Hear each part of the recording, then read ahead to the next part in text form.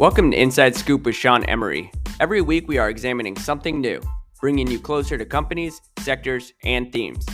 This recording should not be construed as a substitute for personalized individual advice from Avory & Company or any guest on the show. This is for educational purposes only and not intended to make an offer or solicitation for any companies or securities mentioned. With that, let's get on with the episode. Hello. So I had a chance to sit down with Eric Clark. He brought me onto his brand focus podcast called Mega Brands. I am replaying our conversation here just in case you missed it. If you did miss it, go subscribe to his podcast. It's a very good one. I listen to it quite often. Just type in Mega Brands, Eric Clark. He is the portfolio manager at Dynamic Brands Funds. I love the concept, the idea that he brings to the table. They focus on investing in leading brands. At Avory, we share a similar belief, investing in leaders. You know, strong brand relevancy is simply a reflection of a product that consumers, that enterprises tend to resonate with. It really helps to drive revenue. It helps to drive margins. And ultimately, a brand is sacred. So with that, here's my conversation on the Mega Brands podcast. Hey, it's Eric Clark from Mega Brands, and I'm back with a good friend and frequent guest, Sean Avory, CIO and founder of Avory & Company in Miami. Avory.xyz is the website. Sean's the CIO and the founder, and always love talking to you, man. We obviously have plenty of things to talk about, plenty of things probably to rant about. So how you doing? Happy summer. Good. It's never been better to talk about the markets, but everything's good. How are you? I'm doing all right. I just got back from Tahoe, as you can see with my my background here. This is one of my favorite mountain bike rides called Stanford Rock, and I got a chance to get up there and do some riding after my little COVID experience. And I have to say, my lungs were not in love with the altitude plus, you know, the an hour and a half climb, but the views made it all special. I mean, at the very least, it looked like you didn't have internet connection, which is probably a good thing during these times. Very good thing. A very good thing. How's hazy, hot, and humid Miami? It's so hot. You know, I think the older you get, the more you realize how hot it is. You also realize how much you have to water your grass, which is not something I even thought about. I was condo living for a long time. And then, you know, I think the trends you're seeing in housing, I was one of those data points. So I bought a home, and now I'm watering my grass all the time to make sure it doesn't look like the bark on the trees behind you. But do you have people running around your neighborhood saying, don't water your grass because there's a water shortage? That's what we have here. Not yet. Good old California. It sounds like it's coming, but if it keeps this way. So let's talk. I mean, there's so many things to talk about, but, you know, right before we hit the record button, you know, we talked about, you know, macro over micro. It's so, tell me that comment again. You said, you know, if we started, what was it, in January, and if I told you that my companies were going to do A, B, and C, sure, and we would have seen the performance of those companies relative to the actual business performance, I would be completely shocked or something like that. Yeah, it's one of the harder things to, you know, investing. We all know, I've been doing it for over a decade now. And, you know, there's plenty of, you know, I'm a student of history as well. And, you know, it's very hard to forecast what's going to happen specifically in 6 months, in a year. There's data around it, but, you know, you never know what is the actual causation for some of that data. But longer term, we know it tends to happen. But, you know, my point was, you know, on January 1st, if you told me you had a group of portfolios, i.e. the group of portfolios we own in our portfolio, and they're growing revenues by 30%, generating cash flow, growing earnings, providing guidance that's fairly healthy, trading at valuation levels that were incredibly attractive then. You know, in many ways, you know, some of them are trading at multiples of cash. But if you told me that they were growing at 30% and that type of earnings power and continuing to invest come June 30th, you gave me that crystal ball, I wouldn't have done anything differently. And that's kind of that's the difference between, you know, long-term thinking, short-term thinking, trying to time versus not trying to time, not knowing what's going to happen, you know, over a time period, but just trying to own good businesses and get through the tougher times that I think many people are going through today. But again, there's always a sun that comes up on the other side. So if you own good businesses, I think we'll all just be fine. Yeah, I mean, I just recorded my commentary for Q2, and, you know, I kind of said that, like, in the end, the company, the business, the competitive moat, the revenue, the cash flow, the margins, all of those things eventually matter. Right now, nobody cares about anything. I had a conversation with one of our clients the other day, an advisor, and I said, you know, largely from an operating perspective, all these companies are doing pretty well. I mean, it's almost like you want every one of your companies to just lower the bar, just do it. So the guidance can now meet the backward looking returns of the stock, so they can finally say, okay, you know, the market got well in advance of what was likely going to happen with this inflation, with all this QT from the Fed. And, you know, the stock's down 40+%. and now they've lowered the bar down to their ankles. So they're, over the next year, for the most part, they can tiptoe over the estimates. Let's just get it over with at this point. It's like the slowest bleed I've ever seen. That is it. I mean, even analysts a couple weeks ago, the Adobe earnings call, which was actually a good earnings call, and this is a bellwether in kind of software and content and creation and advertising, whatever you want to call it. But the analysts on the call were calling, or we're saying, hey, your stock's down like 45, 50%. Why don't you just lower your guidance for the year? I mean, the market's giving you a pass here, so do it. And he just said, this is what we're seeing in our business, and why deviate from that? So you have to applaud the team there for not deviating from how they typically forecast. But yeah, you're right that we live in a world where people want that beat and raise mentality, and even like not good enough beats are essentially smacked down in this world. So yeah, maybe you have to go through a cycle of guidance cuts. We're just not necessarily seeing that yet. So it's like this bifurcation between what's happening in the markets and what's happening at business. I know the market's forward looking, but we're at the companies are in a pretty good place relative to the damage that's been done. Obviously, macro is driving micro, and those guys are just, it's like I view macro like a chessboard. Guys are just like, well, if that happens, then this happens, this happens, this happens, and if that happens, these things happen, and here's how we're going to play all that stuff, and we're just going to sit back and we're going to wait for that if then thing to happen. And that's not that. I mean, I'm sure both of our teams play some of that game, particularly on the as a consumer investor. When I started to see prices rise, I thought, okay, eventually people are going to start changing behavior. At first, we just bitch and moan about prices, but we keep doing what we were doing with the brands and the industries that we're doing it with. And then eventually, if we really start to feel the pinch, we start playing the this versus that game. And I think we're doing that now with consumption. People are choosing to go to more to Trader Joe's or more to Costco and stay away from the bougie market where you spend 30 or 40% more, things like that. And then obviously we got a big inventory problem in my space with some of the retailers. So what's your view on the inflation that we have, and when do you think, I mean, based on the tweet that you made the other day, I think you think, and maybe consensus is, that we're probably at that peak inflation, which is great. What does that mean though? We're not going back to 2. So we might be at peak, and we might have a rate of change benefit tailwind. And is that enough? And where does inflation, maybe, if we look out 2 years, where is inflation? Or even 1 year, where's inflation? Yeah, I mean, obviously, it's generally tough to call some of this stuff. But look, you have the two main measures, right? Which is headline and core, and core now for 4 months in a row has decelerated on a year-over-year basis. And if you look at like the CPI now, you can kind of look out to see what July is potentially going to look like, and that is something like a 0.3, 0.4% month over month change, which you annualize that, right, to try to get some form of a annual number looking forward. And that comes out to 3, 4, 4.5%. And on the top line, which is the headline number, a lot of that's being driven by commodities. And one thing that is important to note is that a lot of these data points that come out, specifically on the macro side, are super delayed. So if you have access to any sort of real-time data, whether it's foot traffic trends to this, whether it's rental prices on some of the listing sites like Zumper and airfares and Hopper and some other like data sources that you can really track what's happening in real time, many of these things are in declines. And that will show up in future CPI prints. Some of them are going from actually inflationary to deflationary. So look at like used cars. Heading into the year, we kept putting out this chart on the search for used cars on Google. And that was making near decade lows in terms of the demand there. And sure enough, this year, what you're seeing from like things like the Manheim Index is a real deceleration, and one of the faster decelerations in used car prices. Now, again, that doesn't show up in CPI without like a 3-4 month lag. So the peak price was February, March, and that's continuing to show in the numbers as it decelerates through CPI. So again, you take some other indicators as well. I just had a conversation with Freightos around logistics, and we peaked out at $20,000 for a 40-foot container. Today it's $7,000 and continuing to decline. So 50% down. Commodity prices, we all know. I mean, I think oil right now is at low 90s a barrel, and gas is at 460.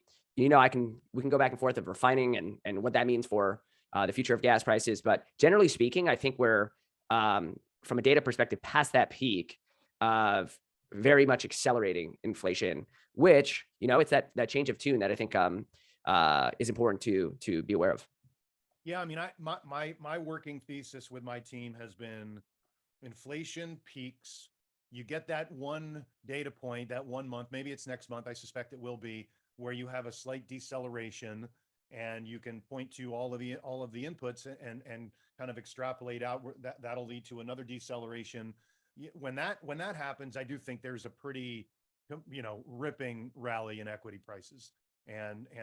But then I think people are going to really focus on that eventuality, or that notion that inflation just isn't going to go down to levels that we're used to, for at least the next 12 months. We still got the wage issue, we still have the rent issue.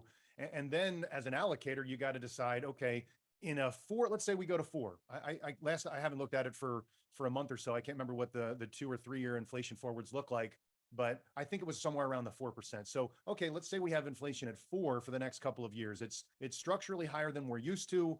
Now, what kinds of businesses work in that environment? To me, that's when people start really focusing on the business again, rather than the macro, because then you can truly say, okay, and I'm certainly going to be talking my book here, but who can grow over inflation and has the good balance sheet and has the pricing power and all those things. And so I think at that point, all of us that do active stock picking and research will start to feel better about the environment for picking stocks, because it's actually going to matter what the business does. Whether I'm right or wrong, only time will tell, but that's kind of how we're operating.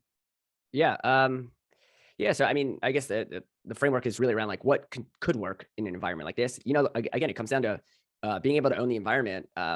In a sense, no matter the environment. What we've seen throughout history is many of the best companies, eventual best companies, are the ones that are able to invest in the environment, and that comes because there's structural demand for their products. There's also a economic model that is somewhat sustainable, and a management team that can execute. Right, those are like the three pillars of like what the framework of a good business should look like, and really the ones that are going to drive you through this. I mean, we just made a piece, not out yet, but it's in 1980 was peak inflation back then, and guess the company that was just thoroughbred investing through this was Home Depot with 100 stores. And rates were at 15%. You would be up like 40,000% if you were investing through a 16% inflation cycle, in this small little innovator that was taking the small box to big box retail. And ironically, as an innovator, it's kind of cool to go through the history of Home Depot at that age and just see what they were doing, how they were thinking differently about outcomes. And that's like a pretty good example of, there was structural demand for this big box type of retail. They sold goods in an inflationary environment, and they were investing in that environment. Again, you fast forward, they are exactly who they are today, and then continue to pile on more adjacent opportunities, whether it's the pro business, again, away from Home Depot per se, but it's really around the concept that you have to find these businesses that can invest through these cycles. And that is due to, they may have some structural differences from a business perspective. Is it a subscription model where that subscription are 3-year term length? That buys you some time. You can see through a cycle. If your customers have, 95% retention rates and 3-year contracts, and you're mission critical to their organization, and, you have 80% gross margins or even 40% gross margins, it doesn't really matter there. And in an environment where your peers are pulling back, you're leaning in, maybe not as aggressively as like a boom cycle, but more aggressively than your peers, which you're capturing market share. So like these are like the key elements I think you want to look for in these environments, and they come in all shapes and sizes. They could be physical companies and digital companies and software versus subscription versus not. I think those are key. Maybe the flip side is what kind of maybe you don't want to touch. And I think again, it's kind of the opposite of that, right? Which are, what is not structural in nature. I've been talking about some of the energy companies. There's obviously interesting energy companies, but some of the upcycle in energy prices led to kind of lifted all boats. And there's going to be continued pressure in some commodities, upward pressure, and that'll continue to be margin accretive for some of these businesses that are providing value. Some of the ones that you don't want to potentially is highly transactional. That's very kind of like mid-market, right? In terms of who they're selling to. I think that's maybe where you want to stay away from, is right in the middle. And again, staying away from, meaning almost like a trader's mentality, is trying to stay away from it for now. If you're really just trying to pick the best. But again, leaders with high margins, sustainable business models, I think those are like the key elements that you should be looking for. It doesn't really matter the industry or sector. Yeah. How many names are you carrying now typically? Yeah. So 13, 14. Okay. Yeah. So we have 14 rough, which is actually on the high end of what we own. For a while there, we were at 8, right? Because we didn't see as many opportunities. There's always opportunities, and obviously the markets will ebb and flows. And today it's around that 13, 14 number. And it's really around, spreading your opportunities around more companies, because I think, and I think it makes rational sense, is, when markets are elevated, in theory, there should be more or less opportunities. And when markets are depressed, in theory, there should be more opportunities. So it's kind of that spreading out into companies you know really, really well. I think that's key in these environments, is just really knowing your companies incredibly well, so that you can calmly watch some of the fireworks that go off in the markets every day. Do you have any newer names that you've put in over the last 6 months or so that you can or want to talk about? Otherwise, we can just move on to a couple of other topics we talked about. Yeah, I mean, we've talked. We've been outspoken about some of those, which is Duolingo, which is an investment of ours. We talk about inflation. Here's you have a cash flow positive business that has 40 million users on its platform. Roughly 6.5 are paid now, so subscribers. That's the bulk of their revenue, is the subscription business. But it's free. It's free to start, right? So an inflationary environment where you're trying to learn, you're probably going to trade down from some of the Coursera stuff and move into like the Duolingos of the world. I think that's one avenue that we think is interesting. Strong balance sheet, strong economics. Doesn't really use marketing to drive business. It's really organic and referral based. They're about to launch a math product. We're testing the beta here, and that's a pretty good example of the environment around us is spooky to some. Yet here's Duolingo opening up a food truck, taco food truck at their headquarters, and launching a math product in the thick of kind of what people would say is potentially weaker economic activity down the road. So that's one. I mean, there's others. Yeah. Where are they? Is that that's not a U.S. company, is it? Yeah. So okay. Pittsburgh. So they're based in Pittsburgh. Luis, who is the founder and CEO from Guatemala. So that's probably why there's, he's pretty out there in terms of being in the media from time to time. So, he has a pretty strong track record of building business. He founded Recaptcha and sold that. That little annoying thing we all always click before you're logging into a website.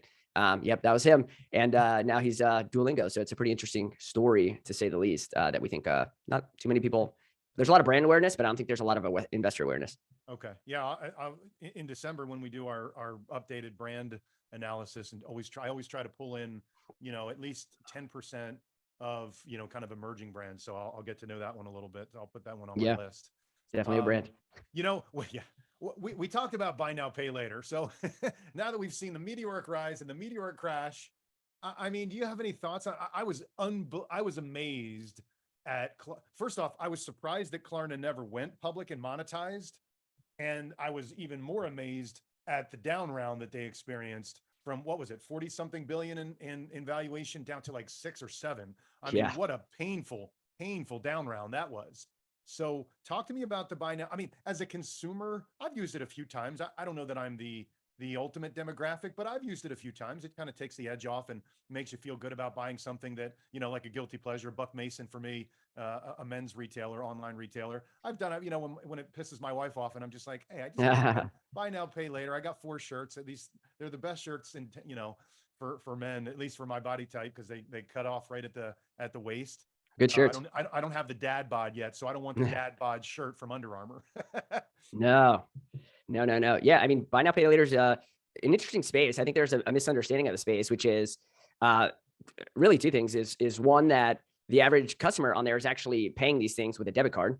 That's number one. And depending on the company, right, 80-90% of all those transactions are with debit cards. And some of them, depending on how, some of the businesses is, it's kind of, they allow you to be part of the ecosystem as long as you're paying. The second you don't, you're out, right? So it's kind of like a let you in mentality, and then cut you off immediately once you stop paying. And literally 98% of many of these companies, these individuals have their debit card connected to their whatever, whether it's a firm or Klarna or Afterpay, connected to these. So that's ultimately kind of the big misconception that I think a lot of people have. Also, these are kind of very short credit cycles. So every 30 days, they're totally refreshing the pool of creditors, in a sense, in the pie. And I think that's also an important concept, which is a lot of these loans that are out there, whether it's credit cards and such, there's much longer cycles that people hold a balance for a long time. The second you have a balance, in theory, you're no longer part of the ecosystem. And so that's kind of this defensive mechanism. Now, obviously, rates rising puts pressure as they rise incrementally, but each time, every 30 days, 90 days, they're refreshing that cycle at a new base. So that's an interesting concept as well that I don't think a lot of people use. Lastly is who's paying for this? Most of the time, depending on the platform, something like an Afterpay, the actual payer to, let's say, someone like Afterpay is the merchants. So they're seeing massive uplift in the amount of traction they're getting, because, when you shop on for Afterpay, for example, like you're in the Afterpay app and they have a set of merchants that are on there, and the merchants know that these are buyers that are ready to buy. And they have a certain set budget. So if you go on there, they'll run not credit checks or anything. They'll run an analysis on you, right? Based on where you live, your zip code, and some of the history around you, potentially your email, and what kind of all the small little alternative data that they can capture around you, and then create a profile and then offer you $500, right? You have your first payment's $500. You pay that, you can come back.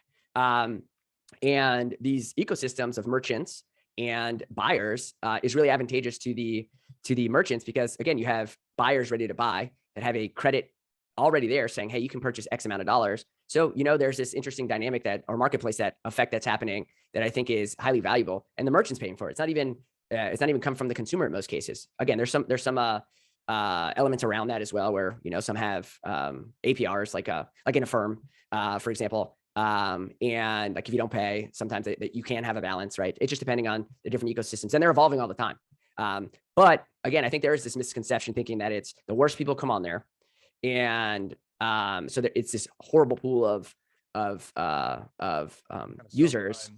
Yeah, like subprime users, and then on top of that, I don't think people understand it's actually the merchants that are paying to be on this platform. It's not really the users. Once they don't pay, they're done. I mean, do you own Square? I know you did it one Yeah. time. Block. Okay, so, Come on, it's Block. yeah, Block. I don't know. How's that working out? Well, we've been I'm just saying, from a name change right at the, right at the peak of enthusiasm. For sure. No, so that's something that, again, we bought here in the last 4 months. So we owned it for a long time. And then I think we had conversations back maybe a year and a half ago, where we ended up selling it maybe a year and a half ago. And then it obviously went down a lot. And we got back into it. And then it's still down from where we bought it, but it's definitely not where it was at all in terms of purchase price.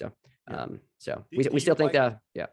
Do you is there something about, if you just don't zero in on the buy now, pay later, is there something that you really like about Afterpay versus the Affirms and the Klarnas and the PayPals, or is your thesis much more comprehensive, and Afterpay is, doesn't negate your thesis, or is there something really positive about Afterpay and the way they do it versus others? Yeah, so it's the clean model for the most part. So it's very clean. The merchant pays like 3.5%, 4% of a transaction. That's number one. So it's very clean to understand it. They have a pretty large merchant base, one of the larger ones. They have geographies that some don't have in terms of capture, right? I think like Australians and part of Europe.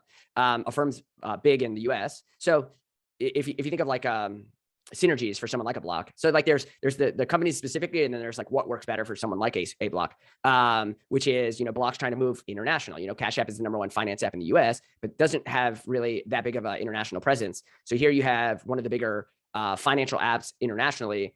You combine that capabilities and the UI experience that Cash App is known for, and the ease of use. I mean, you think 5 years from now, here you have this massive merchant base that is moving into Cash App in terms of a marketplace type of model that they discussed on their investor day. And then on the other side, you have a lot of the merchants that Square already has, the actual Square point of sale that offers kind of the buy now, pay later buttons within all of those merchants as well. So the synergies made a lot of sense for those two relative to, let's say, like in Affirm. Klarna was a big juggernaut, right? Like it's not something you were going to swallow at the time. Klarna has always been, there's a lot more going on at Klarna than just a simplified product. I think Cash App or Block or Square, all their products in general tend to be very simple. And so I think that resonates fairly well with the consumer, which, again, putting it all together, I think it was the better synergy. And it's hard to get 14, 17 million merchants on a platform. They were trying to do some of these things. They had their installments, inside Cash App. It's just, best in breed tends to work until the economics are just better when you join up with a large organization that already has merchants and customers. I'm surprised, and I said this about Shopify maybe a year or two ago. They have all these merchants captive. Why not spend some marketing dollars and have that be an Amazon competitor too? I mean, you already have a site where you can go, and there's a gazillion merchants on there with lots of opportunities. Why not spend some marketing to also drive the DTC crowd into there and use your payment platform? I don't know if they've done that in a big way, or if you think that's something that they might ever do, but it just seems like that's just another avenue when you already have this site with these capabilities attached to those merchants around the world, why not just build a new consumer brand that in some way adds some better value over in Amazon or Walmart or Target or wherever? Yeah, I And mean, I think Shopify could do that too with all the merchants that they have. Shopify in particular is always trying to add more things on to their customers to keep them more loyal and sticky. Why not just create a new e-commerce site and commit to some marketing spend and branding, and that just is going to drive more people to your sites and your merchants, and you take more of the transaction. So that's everybody wins. Yeah. So like they position themselves as being like the anti-Amazon, right? Which is control your brand, and control your brand, get off Amazon in a sense. And some of the brands that they highlight typically are the ones that have stayed off Amazon for their own reasons. So I think from an identity standpoint, that doesn't match up per se. And then you have to think about, can they spend more aggregate marketing dollars to attract everyone to a single site versus the underlying merchants fighting it out, duking it out in the local markets and stuff, trying to drive traffic. Like in aggregate, I wonder which marketing budget is actually better. And like why? There's already Amazon, so what are they going to do incremental? Like it's probably, if they did anything better, it'd be incremental. Versus I could probably order something as we're talking right now and get Amazon to my doorstep. And then the others are doing it as well. It's like, you can get same day with Target and some of these other stuff today. So I think that would just be an uphill battle to climb and a lot of wasted marketing dollars. Yeah. And just be the tools to get all of these brands to succeed and get them early. So when they're big, they become the next Nike, and Nike's obviously an exaggeration, but they become big enough to matter. I think Bombas, they always name Bombas in all of their stuff. And who's the next Bombas? And if you plant all these seeds, eventually you start to have these big merchants using your platform. And it's kind of this bottoms up approach. And they've done a wonderful job. I mean, they've just crushed it with that. And Shop Pay is interesting. I mean, it's like right there, top of the App Store, which shows you, that's like the ecosystem that's pretty cool. You go on a website that's powered by Shopify, because customers happy because you don't have to type in anything. And it's just easy for that. So, I mean, yeah, you never know when, the fulfillment stuff they've been trying to do. There's some angle there, I don't know if they ever just try to stitch it together versus just be a service. Right. So they got a lot of initiatives over there, that's for sure. Yeah. How about you? At one time, I think you owned PayPal too, right? You don't own that one now, do you? No, we don't own it now. I mean, it's at these levels that are interesting for sure. It's amazing how many companies, how many really perceived at least strong brands have literally collapsed. I'll put Netflix in that category too. I mean, there's a lot of companies that have just absolutely given up years and years worth of returns. Yeah, I don't get it. PayPal intrigues me, but it does seem like there's they lost their CFO. He went to Walmart. They kind of let go of their kind of innovation team or something, which, it just makes you start wondering a lot of things. So, I mean, I guess let's not even focus on PayPal as much as what I'd love to do in the time left that we have is, one, I'd love to hear you talk about what you're super excited about. I mean, so much dislocation and resetting evaluations and market caps has just come down. So if there's anything that really, really excites you, given the dislocation and the price action that's happened, and then let's talk about, some dumpster fires. Are there things that you're looking at, you're just like, holy crap, like 3 years ago, if you would have told me that company would have gotten to that level, I would have said you're completely out of your mind. It's never. Well, we own some. I'm seeing a lot of that, frankly.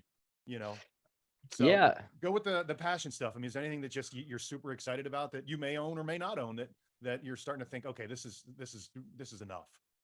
Yeah. So, I mean, like conceptually, like the automation space, right? Just you can take that along, hardware all the way to software, right? So like you have a company like Omnicell, which you've heard us talk about Omnicell in the past, not a household name by any stretch, but it is a big, powerful company that is automating medications inside hospitals, medication management, right? So like broadly speaking, automation for us is a massive category, specifically in an environment like today, because I think, inflation, both from the consumer side in terms of buying, and then also from the wage side, it's really a force function for thinking about how do you automate things. And there's a lot of cool tools out there, some being built inside of tools. So like if you think of like a simple tool that everyone uses in software for Calendly, right? Which is the calendar scheduling app, right? Where you can have it on your website, people can book it and then send to Zoom, all the automated. Historically, you would have an administration individual inside your company or external doing that. I think that's just one small example of it. And what that ultimately does, again, is all this stuff is fairly deflationary. Again, I'm bringing up inflation, deflation just because of the environment, but I think this is a forcing function for automation. So companies that we track, not own, UiPath, is pretty incredible and interesting. Again, I talked about a healthcare company, the medication management company, Omnicell, which we do own for disclosure purposes. And I think that's an area that is pretty interesting.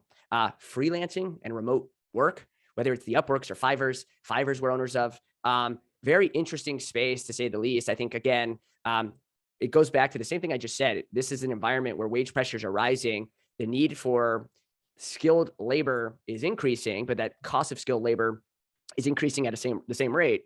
And what does that mean? That means either you go to pools of skills where it's kind of like pay as the project, or you automate other things. Well, automate, you're not automating skills per se. You're automating more redundant tasks that you don't want to do. And the flip side of that, again, is finding pools of skilled labor. And I think if you think about 4 years ago, the idea of working from home, broadly speaking, or hybrid, or whatever you want to call it, wasn't likely to exist in a broad sense. And what you've seen is management teams, executives become accustomed to not tracking every single thing that their employees are doing, gaining trust. There's this trust relationship or not, which is what's sending them outside of these organizations. And ultimately, you put this all in a bow. I think that's the flip side of, what's happening today, where this environment is unlocking automation, is unlocking the need for skilled kind of project-based talent. And there's different platforms out there, private, public, that are fascinating and interesting that we think have, call it a decade, but let's just look at 3 to 5 years of opportunity. And then from a valuation perspective, I don't think any of the ones I just named are expensive at all, and well capitalized, and 2 of them are generating cash. So, and I loosely follow Fiverr, but it doesn't seem like the fundamentals have deteriorated anywhere close to the stock price. I mean, am I missing something? Again, I don't follow it on a ton. It's in the brands index, and it's serving a purpose. But and I see it on the screener and how it ranks versus the other 200. But I haven't followed it that closely. I mean, has that industry really struggled, or is it just it's a smaller name, and like yeah. small cap index is just getting crushed, and it's maybe had a higher valuation at the top, and it's just gotten sucked into that that vortex of higher valuation, send it down. Set it down. Yeah, no, it definitely went down the elevator. And it was definitely at a high valuation. So we were tracking it a long time ago. And when it was at its peak levels, we weren't investors at all at that point in time. And we wanted the valuation to come down, and sure enough, it did. Still down from obviously where we've purchased it, but at the same time, the fundamentals of that business are incredibly strong. And going back to what I said before is, I think one, they're in a strategic place where I think the world is headed. That's number one. You might have these like a pause here or there in terms of the environment where you have a war and stuff like that. They have 4 million active buyers on the platform. The quality of those buying relationships are increasing, which is spend per buyer. You have a business product that they launched, and that's becoming close to 10% of the business today, which is much more stable, reoccurring type of businesses. They just launched Together, which is this big, there's agencies like advertising agencies and creator agencies out there. And a lot of them don't want to work on the same projects all the time and the same companies inside of them. And they want to be more independent. So what they're doing is putting literally best in class artists and creators that are being connected to buyers. I think the minimum contract is $100,000 projects. So it's called Together with 2 R's, Fiverr, 2 R's. So it's an offshoot, because Fiverr couldn't hold the $100,000 contract as a brand, but Together can, and they've done a lot of marketing here in the last 3 weeks since they've launched it. And again, it goes back to that concept of investing when others are potentially stepping back. So I think it's a really important distinction between those two. And again, the business is doing just fine. It's doing great. If you have a 5-year time horizon, then there's really nothing to see here. Is this a little bit like Uber, Lyft, where somebody is on Fiverr, but they're also on a bunch of other sites looking for work, posting work too? Or do people tend to go on Fiverr and that's kind of the only place they are, or maybe they're on Upwork too, or whatever? Yeah, so there's shared stuff. Obviously, I would say it's more like an Etsy than it is an Uber and Lyft, right? Where when you're buying something from somebody, when you order an Uber or Lyft, at the end of the day, like as long as the person's not a 1-star, I don't think anyone really checks the stars, because you assume everyone's like can drive you somewhere. And so it doesn't really matter if you're Uber or Lyft, right? But when you're talking about, hey, edit my podcast episode for me, like you care. And for you to succeed on these platforms, you have to continuously perform, right? They have milestones on the platform, which is, perform over a 60-day window and generate this amount of stuff. And then once you actually start ranking high, more business comes to you. Uber, if you're in the right zip code and someone Right. hits the button, you get business. It has nothing to do with your ranking. So there's plenty of incentives to stick with the platform once you started it. You can still go to the other platforms and try to get work that way as well. But again, I think it's more like the analogy is more Etsy, and they talk a lot in terms of business, in terms of ads and some other stuff that they're working on. So Yeah. I mean, I don't know when. I mean, I sit here with my little basket of stocks that have just gotten destroyed, yeah, and the asymmetry from an upside to downside, if you have a couple of years time frame at this point, is heavily skewed in your favor. I'm just yeah, waiting. I'm just waiting to deploy because I'm going to cut. I'm going to trim some Home Depot, trim some Lowe's, trim some just to build up an allocation to loosely what we call the dumpster fires, which is just the stuff that has absolutely gotten annihilated, where you're just like, okay, this is absurd how much damage has been done relative to the importance of the business, the competitive nature of that company versus their peer groups. So I'm waiting. I don't know when, if the market is anticipatory, maybe I should start building that basket in tranches and just stop trying to time it, but we'll see. And lastly, anything that's just gotten annihilated that you're just like I'm licking my chops on that one, a little bit like your dumpster fire kind of watch list, if you will. Any themes, any businesses or anything that you've researched or you're doing research on? Maybe you've owned it because you're pretty good at owning something, having a great ride, capitalizing on the valuation, and then moving on, and then just it's on your watch list. If that thing ever pulls back to X, I'm intrigued because I already know the business. So anything in that area? yeah. I mean, look, the list is pretty long at this point. Yeah, exactly. Yes, it is. The list is pretty long at this point, and so there's a lot, right? So it's all about what you just said with like your Home Depots and stuff. It's what's happened inside your portfolio that you like, right? And I named some names already in terms of those that have been hit pretty hard already. And I think what we've been trying to do as well is similar tactics where what's held up in the portfolio. In some cases, we had one that was up for the year for like a moment in time, and we use that as a way to rotate into all the stuff that's getting hit the hardest. In this environment, we want to own the things we know best that are hit hard, where valuations are like dirt cheap, and kind of stay away from the stuff that's on the fringes. In terms of where they are in terms of our understanding of how the economics work. So we probably go back to the well of things that we've owned in the past. Company you named Shopify, that's on that list for sure. We don't own it. Wix, which we're investors in now, as well. And that one's gotten hit hard. So there's like a laundry list. I mean, you take that whole basket of anything software related, and again, not big cap software, mid and small cap software, which these are like pristine businesses, I think, that are, you just look in that index, take IGV, take out all the big caps and go through those. I think for a long time, we as a firm loved the businesses, hated the valuations, and stayed away from a lot of this stuff. And only until, the last 6 months have we been moving into these stuff. And that's really what we've been doing. I mean, take a company like Zoom, right? Which is a company that we think is like super high quality, and, is performing really well. I mean, they talked literally like 2.5 weeks ago, 3 weeks ago, enterprise business growing 30+%, $6 billion of cash on their balance sheet, essentially no debt, 40% cash flow margins. I mean, this isn't Slack, right? Slack was burning cash, going up against monsters, having a market against them, still burning cash. And that was like the analogy I saw the other day. There's like, I get it. I get that connection in terms of like a collaboration tool going up against the big monsters. And there's some of that in the fringes that I think is important to keep your eye on. But, markets can be a duopoly. It doesn't have to be a single monopoly, I guess, as some make it to be. And, Slack wasn't inside of every enterprise, but Zoom is for the most part, in some form or fashion. And, they're expanding their product portfolio. So I think that's what we needed to see. It wasn't really valuation as much as it was, can they move away from the meeting?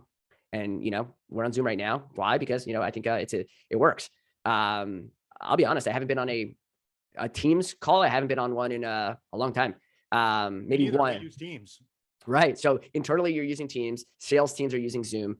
And people, that can be the separation. And then you have phone, right? And Zoom phone and Zoom webinar and webcast and events and all these other things that they continue to announce. So when you're generating that much cash, you have that much cash.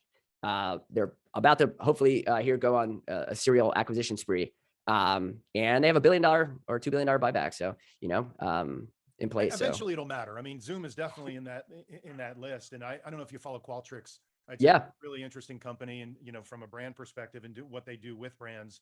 And I posted on Twitter one day when I saw the list. It's kind of their annual survey of companies and where they think they're going to spend their time and their money. And if we're going into a slowdown and companies are doing lots of cost cutting and rationalizing employees, et cetera, travel was the one thing that that's one thing that they're going to cut. Like when Zoom's here, you can cut your travel budget pretty easily and just do your Zoom meetings again. We're all used to doing Zoom. So Zoom is one of those things that's super intriguing, and it's going to matter at some point. Sure. No, Frankly, for sure.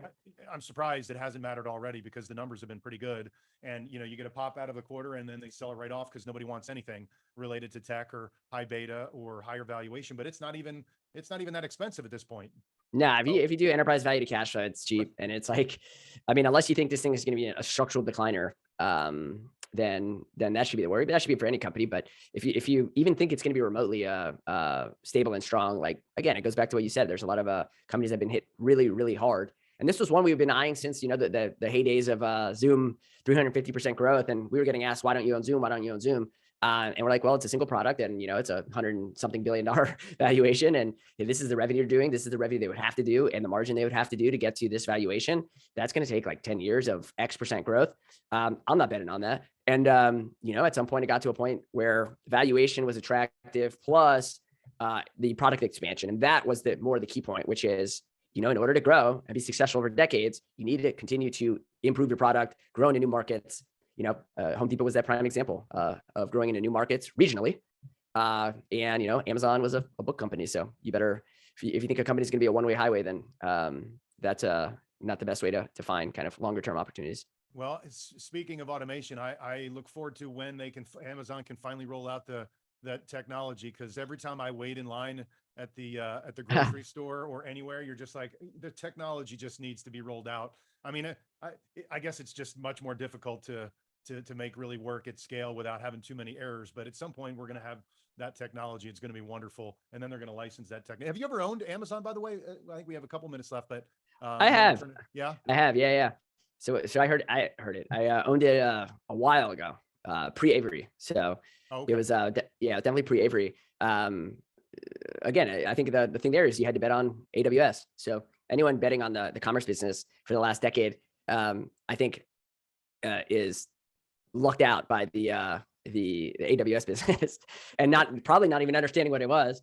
And that happens sometimes, but there's other companies out there, Google, like, so in March of 2020, we know we missed the AWS boom, right? In terms of capturing the 7 years ago, call it 8 years ago, when AWS was getting strong. And you look at Azure from Microsoft, and then you look at Google, and you're like, okay, well, does Google have a chance here with Google Cloud? And that was your opportunity to buy AWS 10 years ago, but in Google's format. Not that they're going to compete toe to toe with them, but they will be a solid number 3 in the space and in a growing market. And you were paying 10 times, 9 times for Google back in March, April of 2020. We closed our eyes and clicked buy. And that was, it feels similar to these moments.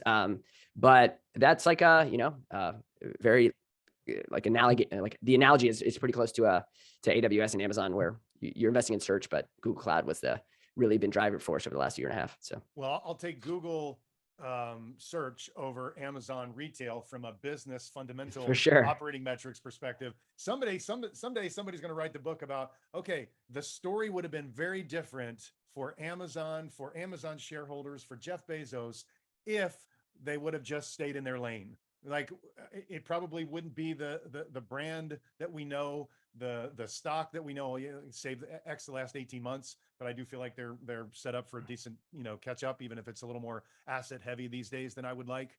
But that story would be very different were it not for AWS and maybe the ad business too, which is obviously super strong. Yeah, it's on fire right now. That's becoming one of the main ad pillars. But it's for those that are directly it's a direct advertising on platform. So, but their platform's so big that it matters. It does. Well, listen, man, I could talk to you for all day, but we both have to get back to our other day jobs. Always super fun to talk stocks, macro. All I can say is that at some point, fundamentals will matter again, and we are certainly setting up for some very big asymmetric opportunities I just don't, it's above my pay grade to know when it will matter and when it will start. I'm just, I urge everybody to just get your list ready, because there's going to be an aha moment, probably when you feel so awful about markets that you have to close your eyes and push the buy button.